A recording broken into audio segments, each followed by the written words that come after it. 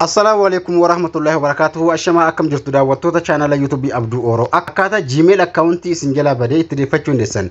Account TikTok sababa inni badee isin deebuu didu akkasuma account TikTok bilbila keessa irraa qabdan TikTok account yeroo isin jala badee deeffachuu hin dandeenye maali sababaan isaa Gmail account TikTok jala jiru deeffachuu isin barbaachisaa jechuudha. Awwala TikTok account keessan bilbila irraa yoo dhiqata badee account isaa deebisuudhaan duratti waan isin gochuu qabdan yookaan wantoota isin gochuu qabdan baay'eetu jiru jechuudha.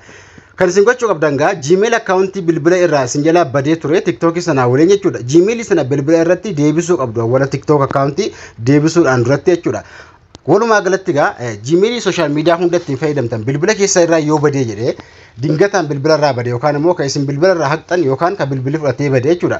Account Gmail sanaa haala kamiin ka password isaa hin beekne haala kamiin akka deeffachuu dandeessan. Ka password isaa beektan illee yookaan ka password isaa illee hin beekne haala kamiin haala isin itti deeffachuu dandeessan isin agarsiisu jechuudha. Namoonni baay'een account TikTok Gmailin koodii naa erguu dida kan jettan namoota baay'eetu jirtu.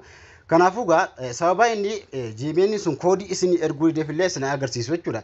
Barnoota kana keessatti Gmail account bilbila irraa badeen isin agarsiisa. Na waliin turaasin jecha channel Abduu Oro subscribe gochuu hin dagatinaa jecha channel kan keenya subscribe ka jettu mallattoo gurraacha qabdu kana yeroo gootan subscribe ka jettu kana all ka jettu gubbaa kaa'uu hin dagatinaa. Sababaan isaa viidiyoo yeroo ammaxxanse nama hunda dura akkasin bira ga'uuf all ka jettu gubbaa kaa'uu hin dagatinaa isin jedha. Like yeroo tuqxanu sekoondii tokkitti yookaan waa xiqqoo isin hin tursiisu.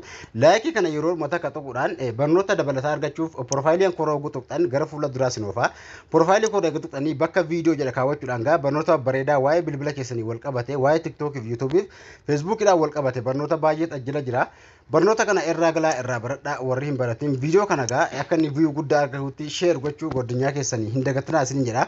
Haala kamiin Gmail bilbila irraa badee deeffanna isa jedhuuf bilbiluma keessan irraa Gmail badee deebisuudhaaf awwala yeroo bilbila keessan Gmail fudhatee badee Gmail account haala kamiin akka deebisan dandeessan setting bilbila irraa kan isin ittiin deebisuu dandeessan Google ilaalanii danda'ama. Akkasuma kan inni karaa sirrii ta'een deeffachuudhaaf setting bilbila irraa eegaseentanii bilbila keessa irraa setting irraa eegaseentanii haala kanaan yeroo inni isin banee account and back bakka jedhu kana account and backup bakka jedhu tuquudhaan gara fuula duraa deemtu achirra eega tuqxanii manage account ka jettu kana yeroo takkanii tuqxu jechuudha.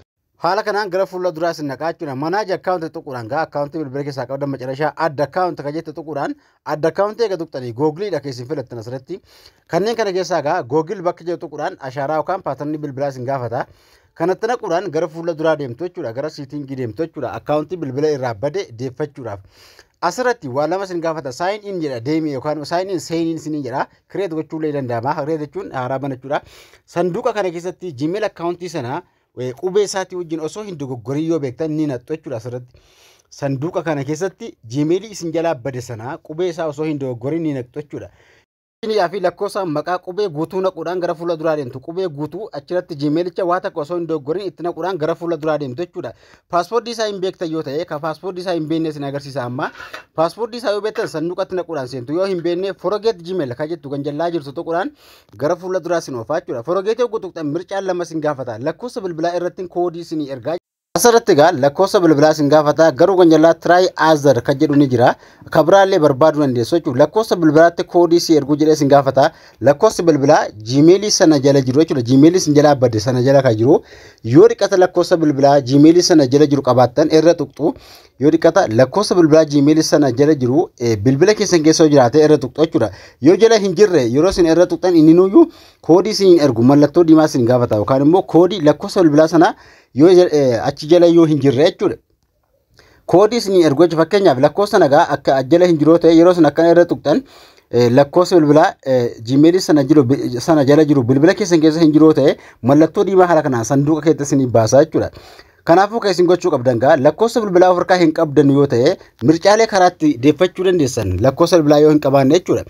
Try other ka jettu kan jallaa lakkoofsa sana jala jirtu ni tuqxa jechuudha. Kan jallaa two step verification jedhu kan jallaa try other ka jettu asirratti illee try other jedha mallattoo diimaa kan jallaa try other jechuun mircaa biraa ni qabdaa yookaan immoo karaa ittiin deeffattu mircaa biraa ni qabdaa. Try other bakka jedhu kan jallaa tuquudhaan recovery Gmail isin gaafata. Gmail recovery hin beekne jiru. Gmail recovery sana yoo bilbila keessan keessa jiraate fakkeenyaaf Gmail sana irra dhaxanii koodii futanii irra naqxu jechuudha. Gmail account recovery ta'ee Gmail sana qabee taa'aru jechuudha. Achirratti koodii si ergaadha. Koodii keetti ergee yeroo koodii isin futanii itti naqxan gara fuula duraa isin oofaa. Ammallee namoota hammallee namoota lakkoofsa bilbilaa achi keessaa qaban isin agarsiisaa jechuudha. Lakkoofsa yeroo isin Gmail irraa verify gootan isin banuu danda'a namoonni jalaa qabdanu. Namoonni lakkoofsa bilbila keessaa qabdanu Gmail sana jala jiru bilbila keessaa qabdanu immoo yeroo isin gara fuula duraa deemtan lakkoofsa bilbilaatti naqxanii koodii isin erga lakkoofsa bilbilaatti jechuudha. Fakkeenyaaf haala kanaan koodii ofiitti isin guutaa jechuudha. Yeroo isin achi keessaa yeroo isin lakkoofsa bilbilaa Gmail sana jala jiru qafoo keessaa qabaattan haala kanaan koodii ofiin itti naquun gara fuula duraa isin oofaa agar ka jettu kun dhumatee jira jechuudha. Amma agrii tokkodhaan gara fuula duraa yookaan immoo gara fuulduraa deemtu jechuudha. Hamma lakkoofsa bilbilaa qabaattan deeffachuu dandeessu. Akkasuma recovery Gmail sana jala jiru Gmail accountii recovery gootanii jala kaawwattanii jirtan yoo qabaatte illee deeffachuu dandeessu jechuudha. Haala kanaan gara fuula duraa deemtu accountii keessatti isin deebisa.